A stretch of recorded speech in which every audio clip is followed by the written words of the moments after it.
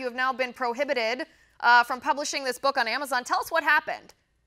Well, so most people understand what's going on with the 3D printed gun debate.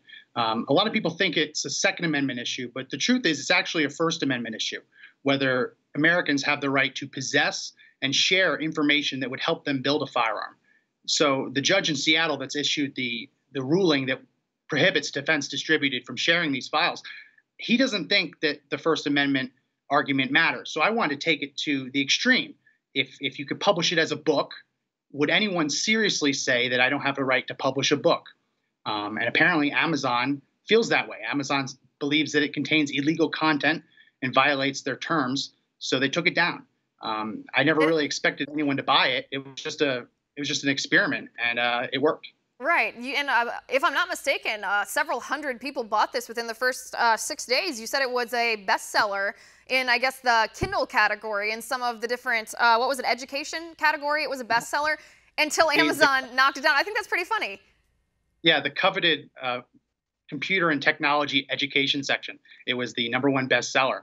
It actually was the #3 best-selling ebook out of all education ebooks, which is kind of crazy when you think about people buying their textbooks for school and all of the Idiot's Guide books that are out there. Yeah, it sold a lot of copies. Okay, so Amazon said there was illegal content in it. What did they cite? Did they say that the blueprint itself was illegal, or are you talking about guns? What did they point to as the violation that they were talking about? Yeah, so they've been extremely tight-lipped, obviously, because the implication is that they're required to take it down. They said it violated their terms of service.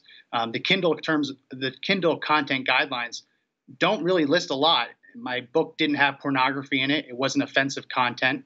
It didn't produce a bad user experience. I had the copyright to it, so the only thing they possibly could have cited was illegal content. Every time I try and get back to them, they don't respond.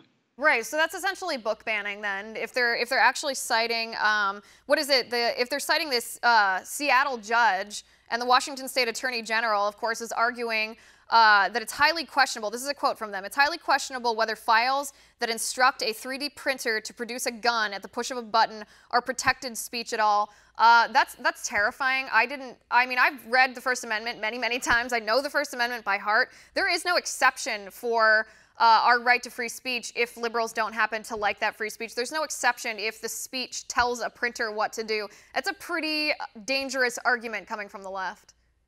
Want to see more videos like this?